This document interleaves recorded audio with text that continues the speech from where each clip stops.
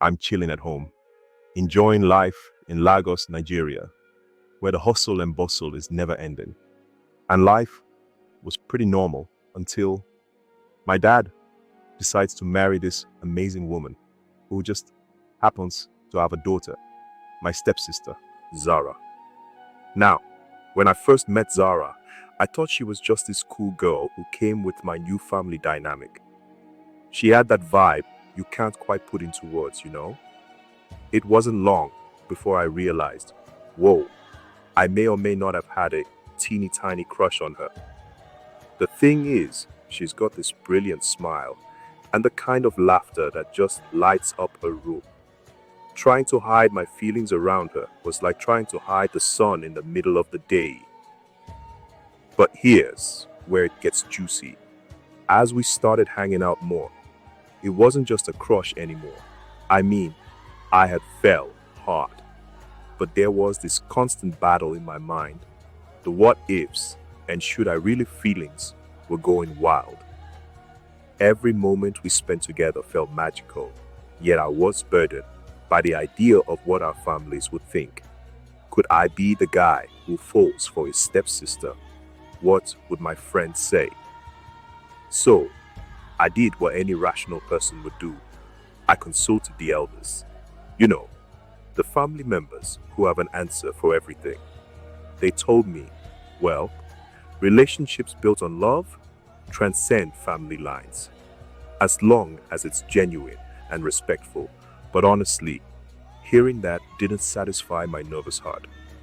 So, I gathered my courage, and one day, as we were watching a movie, I turned to Zara and said, "Hey, can I tell you something?" She looked at me with those sparkling eyes, and all I could think was, oh boy, here we go. I took the plunge, and it was terrifying. But guess what? She felt the same way. Turns out, I wasn't just a quirky stepbrother to her. I was the guy she'd been crushing on too. Like, what are the odds? After that little epiphany, we decided to see where this road would take us. We had secret dates under the stars, romantic strolls by the beach, and of course, legends of ancient tales about star-crossed lovers that bonded us even closer. But don't get it twisted.